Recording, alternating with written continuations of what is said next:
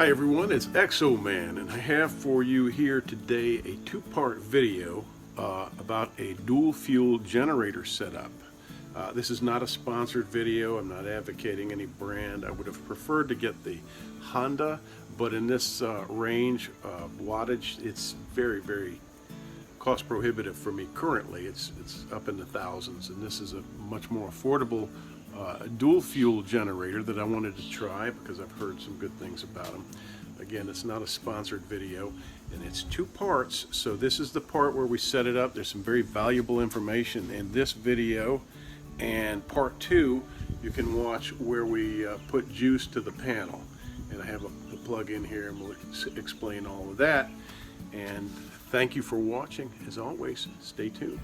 This thing is going to make me a happy grandma when we have the power go out in the next hurricane. I gotta get past your tailgate.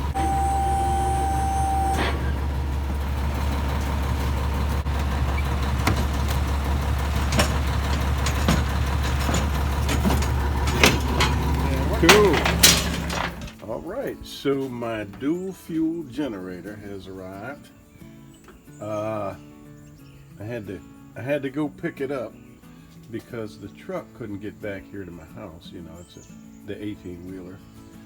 I'm excited to get this thing out of the box. Looks like I'll have to tear it out of the box on the truck, and then maybe roll it down a couple of ramps down into here. And I'm fortunate to have this area under here where I think I'll put it. This is why, if you can ever get your hands on a house that's on stilts, it's just awesome. It helps so much. So what I'm going to have to do is take a piece of my pier. I've been dismantling my pier for the hurricanes, the onslaught of winds and flooding, and I'm going to use part of my pier for a ramp to get that. Change of plans, boy. I'm going to have to use a slide, just this one board. Seems crazy, doesn't it, Poe? You think they'll criticize me? I think so, but let's give it a shot. This thing weighs more than I do, and it's kind of large, so it's impossible for me to bear hug and get it out of here just by hand. In my younger days, yes. Refrigerators, I could hoist them right up in the truck by myself, but not now.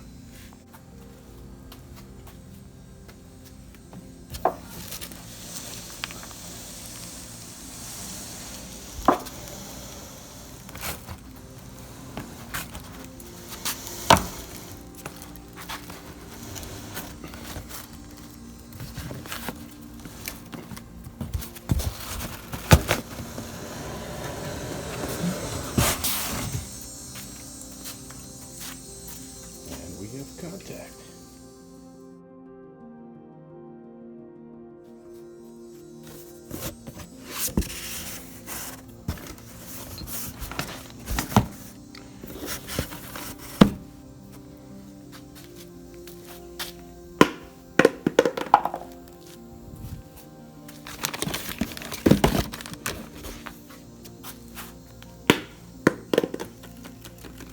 I guess they're pretty solid. I like that I don't have to deal with inflated tires and the maintenance thereof. Okay, look at that. Gas line, funnel, the proper oil, 10W30, and the proper quantity, and all the parts for the wheels. Let's get the wheels on here. Reading the reviews, I read someone whining about oh, I had to put the tires on. It does not look very complicated. So let's see. Let me shove this under here first.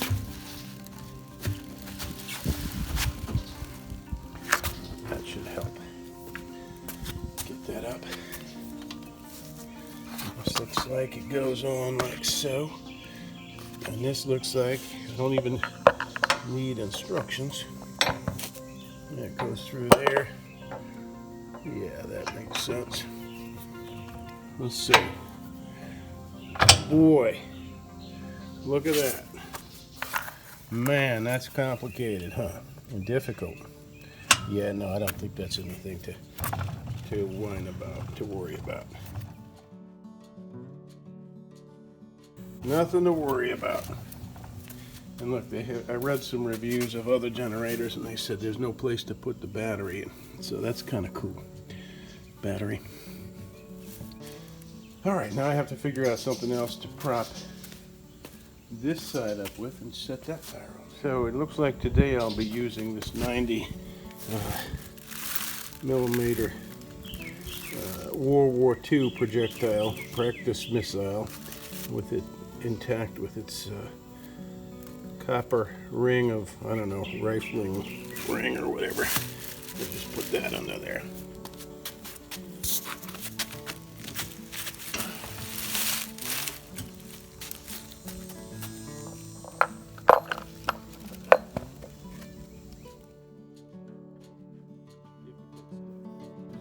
Hey, Farm Girl, I think you and Exoman should make a video about what kind of coffee you like.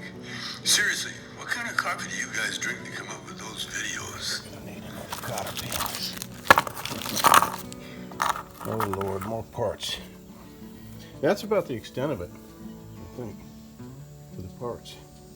And the instruction manual. Seriously though, that was unearthed at the beach by metal detector during one of the recent hurricanes. Look at this. I really like this. Very nice. And now I've used my brain and not my back, so my back is good. No, that's not good. Okay, we're going to have to sweep out in here and find an area for it. Anytime something moves, he likes wheels and spiders. Leave it go. The back part, hold it back up. So we'll put that on so that it doesn't lean like that when I set it down.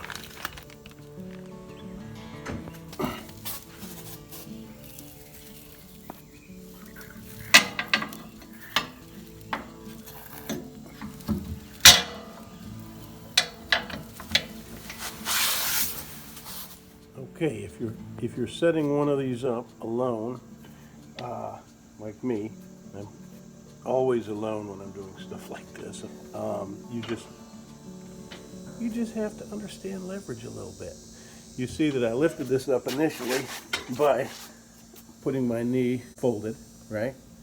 And then I extended my knee and lift the thing up to get that footing under there. Now, what I found when I was tightening the hardware is that the hardware under here, these two bolts weren't meeting the holes. Well, I got the first one in, but then the second one was not matching. Why is that, you ask? Well, that's because the weight of the unit was expanding that piece apart. So I simply had to lift the unit a little bit, like so. I got under here, put it on my back, lifted it up, you see? And then I was able to position this to get the bolt through the hole, the second bolt. Very, very easy. And now I have a level unit, you see? Oh, my unit is level. There we go. I think we're getting there, Poe. We're just about set. We've used up all our hardware pieces, so you just relax and I'll finish this up. Oh no, we haven't used all our hardware. We have 2 more pieces, and I'll figure that out right quick. Okay, let's look again up close. Yeah, knowing me, you know that I'm a typical homeowner, not your average gearhead or motorhead. But I like what I see here. Let's look at some of the features.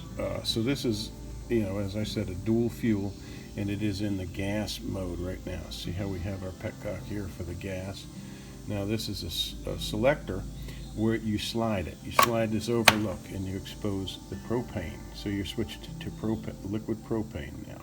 And you see that it's color-coded, right? And then you have your rating here, and that's color-coded. So you got 10,000 starting watts when you're in the gasoline mode, 8,000 running, right? So then when you switch to, that's the gasoline mode.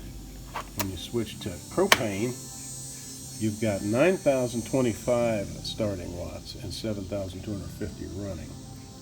Okay, see the color coding. Look, it's got the GFCI outlets. That's pretty cool. Little breakers on them, and it's got a battery switch. That's really a nice feature. And again, it's got a compartment for the battery, which is awesome. A lot of generators don't have room for that on board, so a lot of people like that about these units. And here's the propane hookup.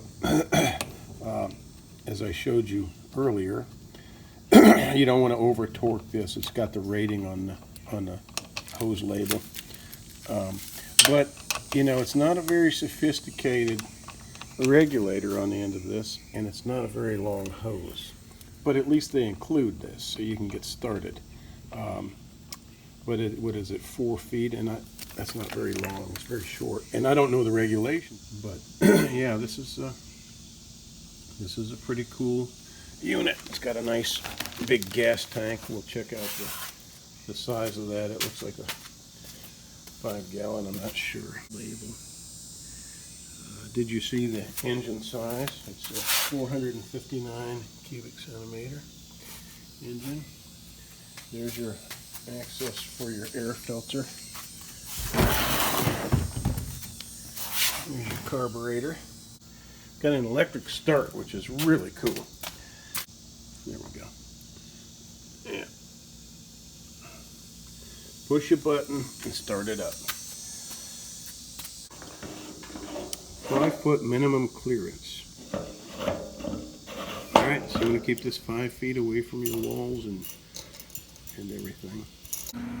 Alright, so here, are the battery cables, you see? They just kind of tie wrap together here. And pay attention to the color coding. Everything is so perfectly laid out. And that's what these last two screws and nuts are for. So, very simple. We'll just attach these, pull these protectors off of the terminals. Alright, I'm here with my neighbor. I got my oil in it, as you would say. My oil. My oil is in there. So now I've switched. I'm drinking Banshee Moon coffee, by the way. Are you? Yes, Oh, I am. Thank you for supporting. Yes, I am. Banshee Moon. You like it? I just love it. Awesome. Awesome.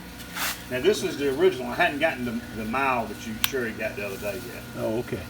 You're drinking Dark Side of the Moon. Dark Okay, Side so of the that's Moon. on. Battery is on. Battery's connected. Fire up, brother.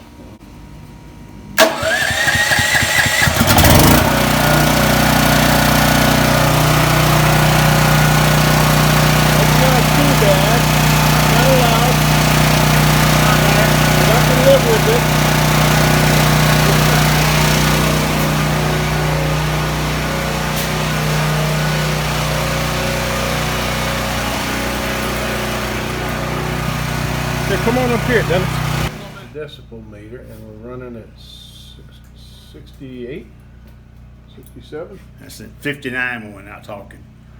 That's in the house. Oh, okay, listen. 59 inside. Not that.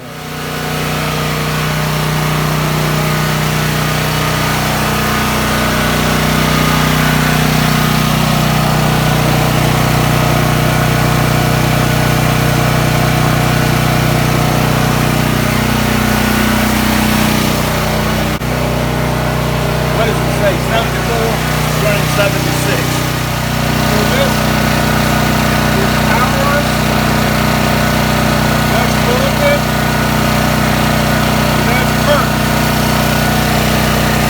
Fluid, burnt.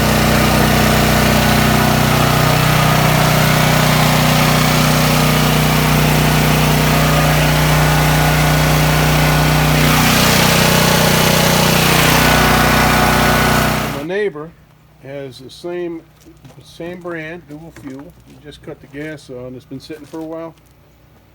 Has it?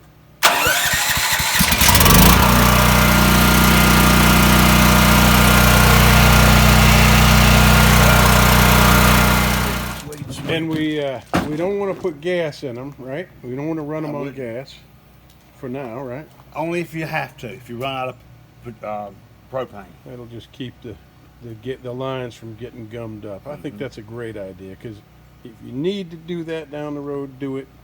But if you don't need to do it, preserve the fuel system. Yeah. And mainly because here, when we lose power, we're gonna lose gasoline. Yeah. Because the Access. they don't have power either. Can't get the pump to start. Yeah.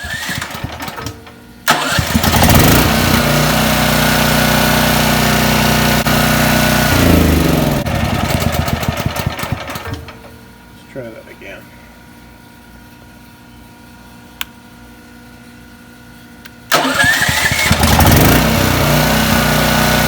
Let's go over the parts so that you know if you're really researching this and trying to find the right parts to hook it up to a tank. This is what I've got here. I've got this Y.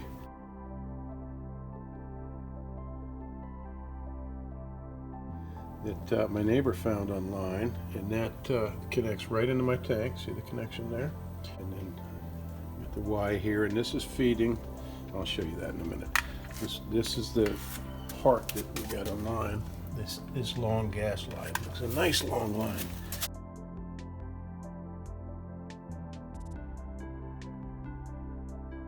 I don't know what that is, 10 feet or 12 feet or something. And that goes right into this regulator here, which came with the machine, which we saw earlier.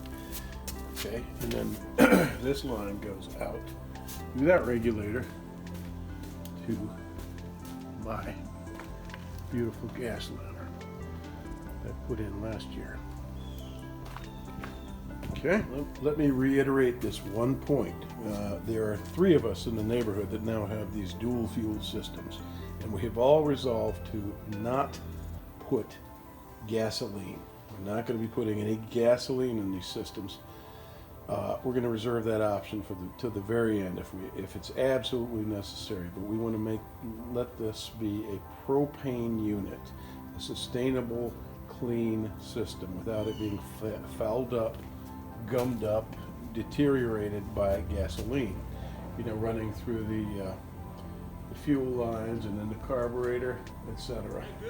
So we just think that's the best, smartest way to keep these things running longer. So we're going to get a big, may not be as cost efficient as propane, as gasoline, but I think propane is the way to go. We need a really big tank here, and that should be hopefully enough, 1 or 2 big tanks to get us through, who knows, a long period of time until power is restored after a storm. I want to see the generator. All right, come right over here. I'll let you start it up if you want. Poe, you want Mom to turn it on? Poe says turn it on. Okay. Try to see if you can do it yourself. Yep, there's the gas, battery.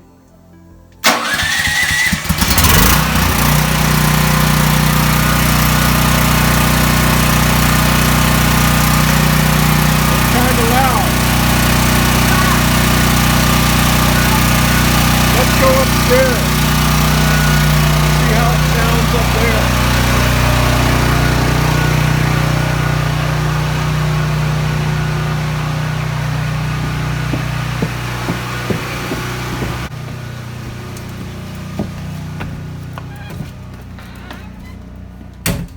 How's that?